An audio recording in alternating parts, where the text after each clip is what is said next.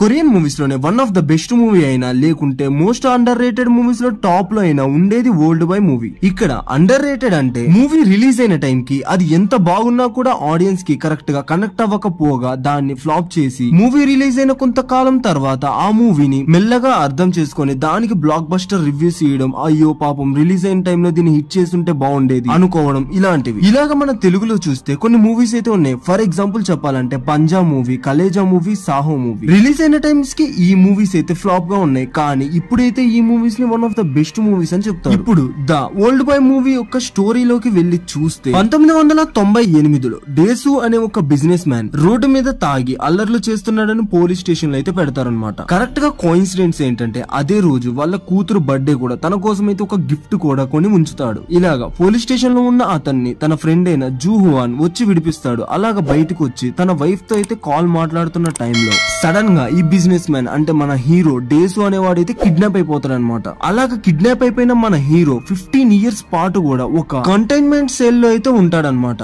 అంటే చెప్పాలంటే సకల వసతులు కలిగి ఉన్న ఒక జైలు అని చెప్పొచ్చు. ఇలాగా జైల్లో ఉన్న ఎన్నో రోజుల పాటు అతనైతే చనిపోవాలని ఎంతగానో ప్రయత్నిస్తాడు. తన చేతులను కూడా కోసుకుంటే మనవాడిని కిడ్నాప్ చేసి బంధించిన వాళ్ళు ఉంటారు కదా విలన్స్, అంటే వీళ్ళు వచ్చేసి ఆ రూమ్ లోకి ఒక గ్యాస్ అయితే పంపించి అతన్ని అయితే మత్తులోకి పంపిస్తారు. అలాగా మత్తులోకి వెళ్ళిపోయిన అతన్ని హిట్మనైజ్ చేసి అతను వాళ్ళు ఒక బొమ్మలాగైతే ఆడుకుంటూ ఉంటారన్నమాట. ఇలా అతను ఎన్నిసార్లు సూసైడ్ చేసుకోవాలనుకున్నా కూడా అతనికి అయితే వాళ్ళు ఇలా మత్తిచ్చేసి తనకైతే ట్రీట్మెంట్ ఇచ్చి మళ్ళీ అదే జైల్లో వేస్తా ఉంటారు. ఇలాగా 15 years అయితే గడిచిపోతూ ఉంటాయి. ఇదే 15 years లో అతను తన ముందున్న గోడని అయితే చాలా బలంగా కొట్టి దాని మీద ఒక మనిషి బొమ్మనైతే గీసి మార్షల్ ఆర్ట్స్ అయితే ట్రైనింగ్ తీసుకుంటూ ఉంటాడనమాట. ఇలాగ సంవత్సరాలు గడిచిపోతున్నా కొద్దీ అతను ఆ గోడని కొంచెం కొంచెంగా గీకి ఇటుకలైతే బయటికి తీసి మొత్తానికి బయటకు వెళ్లే ఒక దారి అయితే కనిపెడతాడు. ఇలాగా అతనికి ఆ రూమ్ లో మాత్రం ఓన్లీ ఒక్కటే ఎంటర్టైన్మెంట్ పర్పస్ గా ఉండేది, ఆ టీవీ ఒకటే. ఆ టీవీలోనే చాలా వింతైన న్యూస్లు కూడా చూస్తూ ఉంటాడు. ఆ న్యూస్ లో ఒకటే ఏంటంటే ఇతను జైలుకి వచ్చాక అతని వైఫ్ ని ఎవరో చంపేశారని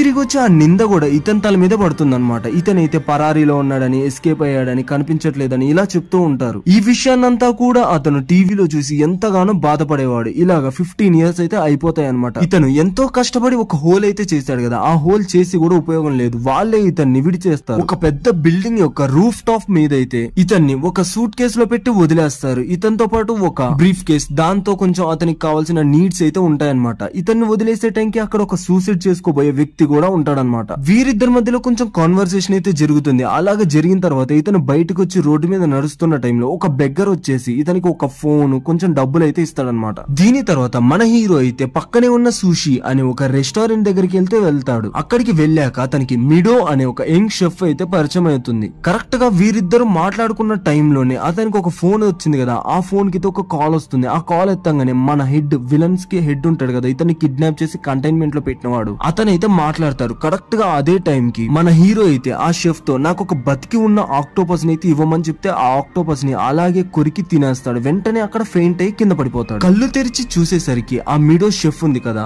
ఆమె అయితే హీరోని తీసుకుని తన అపార్ట్మెంట్ కి అయితే వెళ్తుందన్నమాట. ఇలాగా వారిద్దరికి అయితే ఒక బాండింగ్ అయితే క్రియేట్ అవుతుంది. దీని తర్వాత అతను కొంచెం మెలకువలోకి వచ్చిన తర్వాత తన కూతుర్ని వెతకడానికి అయితే ఆ మిడో మరియు మన హీరో డేసు ఇద్దరు కలిసి ప్రయత్నాలు అయితే చేస్తూ ఉంటారు. ఇక్కడ వాళ్ళకి తెలిసింది ఏంటంటే ఇతను కిడ్నాప్ అయిపోయిన తర్వాత, తన వైఫ్ చనిపోయిన తర్వాత తన కూతుర్ని అయితే ఎవరో అడాప్ట్ చేసుకున్నారని అయితే తెలుస్తుంది. ఇక్కడ ఒక ఇంట్రెస్టింగ్ పాయింట్ ఏంటంటే డేసు జైల్లో ఉన్నప్పుడు డైలీ అతనికి ఒక రెస్టారెంట్ నుంచి అయితే ఒక ఫుడ్ అయితే తెచ్చి కంపల్సరీగా అదే సేమ్ ఫుడ్ ని డైలీ ఇచ్చేవారు. 15 years పాటు అదే ఫుడ్ తినడం వల్ల మనోడికి ఆ టేస్ట్ అనేది నాలుక మీద అలాగా ఫిక్స్ అయిపోయి ఉంటుంది.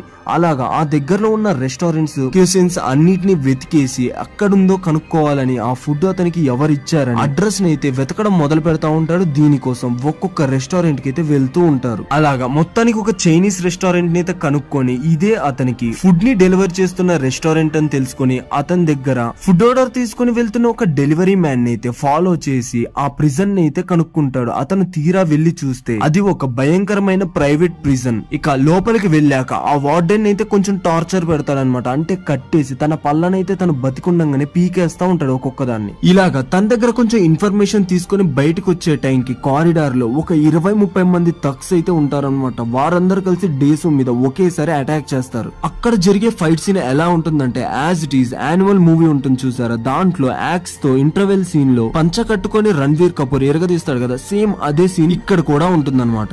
దీని తర్వాత గాయాలతో రక్తంతో రోడ్డు మీదకి వెళ్లి కింద పడిపోయిన అతన్ని ఒక మనిషి అయితే తీసుకొని క్యాబ్ ఎక్కిచ్చి పంపిస్తాడు. ఆ మనిషి ఎవరో కాదు, మనోడిని కిడ్నాప్ చేసిన మెయిన్ విలన్. ఈ మెయిన్ విలన్ పేరు వచ్చేసి లీ వూ జిన్. ఇతనైతే పెద్ద బిజినెస్ మ్యాన్ అనమాట. ఇలాగా మన హీరోని కలిసి ఒక మాట చెప్తాడు, నువ్వు ఇంకో రాబోయే 5 days లో అయితే నిన్ను నేను ఇంప్రిజన్ అంటే జైల్లో వేయడానికి ముఖ్య కారణాన్ని అయితే తెలుసుకో, లేకుంటే నీతో పాటు ఉన్న మిడోని నిన్ను ఇద్దరిని కలిసి చంపేస్తా అని చెప్తాడు. ఇక దీని తర్వాత మన హీరోకను ఆ మిడోకి ఇంకా క్లోజ్ గా రిలేషన్షిప్ అయితే గ్రో అవుతూ ఉంటుందన్నమాట. ఇక దాని తర్వాత మన హీరోకి అయితే 5 days టైం ఇచ్చాడు కదా. ఆ 5 days టైం లో మన హీరో తన ఫ్రెండ్ తో కలిసి తన స్కూల్ టైమ్ లో తనకున్న ఫ్రెండ్స్ లిస్ట్ అందరినీ కొంచెం డీటెయిలింగ్ గా తీసి చూస్తే అందులో ఉంటాడు మన మెయిన్ విలన్, ఈ బిజినెస్ మ్యాన్ లీ వూ. అసలు వీరిద్దరికి శత్రుత్వం ఎందుకు వచ్చింది అని చెప్పే టైంలోనే తన ఫ్రెండ్ ని అయితే ఆ విలన్ వచ్చేసి చంపేస్తాడు. అప్పుడు మన హీరో ఒక్కసారి స్కూల్ డేస్ లోకి వెళ్ళి అసలు ఏం జరిగిందో క్లియర్ కట్ గా స్టెప్ బై స్టెప్ అయితే గుర్తు తెచ్చుకుంటూ ఉంటాడు. అప్పుడు తనకి అసలైన నిజం తెలుస్తుంది. తన ఫ్రెండ్ అయిన సు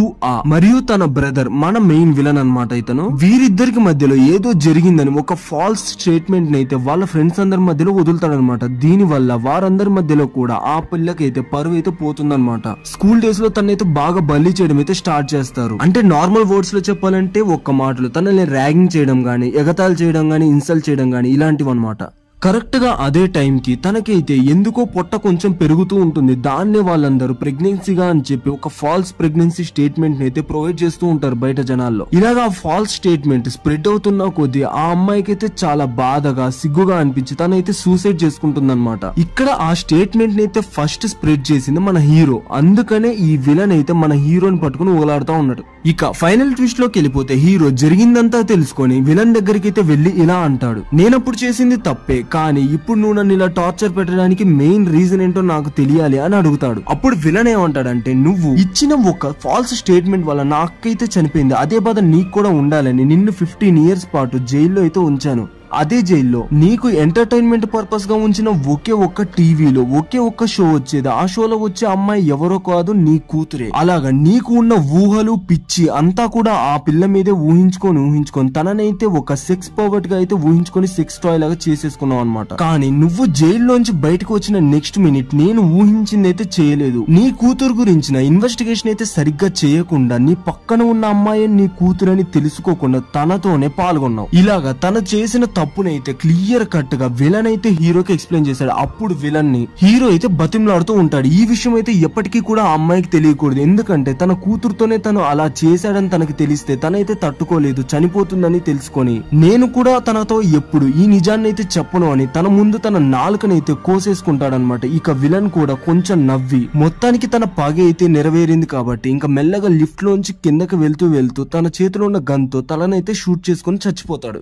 ఎందుకంటే తను పడ్డ కష్టం, అంటే తన సిస్టర్ పడ్డ కష్టం, తిను పడ్డ కష్టం ఇప్పుడు హీరో అను తన కూతురు కూడా జీవితాంతం ఫేస్ చేస్తూ ఉండాలి. తన రివెంజ్ అయితే సాటిస్ఫై అయిపోయింది కదా. కాబట్టి మన హీరో కూడా విలన్ చనిపోయాడు కాబట్టి ఇక ఎప్పటికీ కూడా ఈ నిజం బయటికి రాదని తన నాలుక ఎలాగో తెగిపోయింది. ఎవరికి ఈ నిజాన్ని ఎప్పటికీ చెప్పే అవకాశం కూడా లేదు. ఇక చచ్చేంత వరకు కూడా తన కూతుర్ని అంటే ఈ మెడోని తన కూతురులా కాకుండా ఒక ఫ్రెండ్ లాగా అయితే ట్రీట్ చేస్తూ ఉన్నాడనమాట. ఇది మూవీకి ఫైనల్ వచ్చే ఎండ్ క్రెడిట్ సీన్. వీడియో నచ్చితే లైక్, షేర్, సబ్స్క్రైబ్ చేసుకోండి అస్సలు మర్చిపోకండి.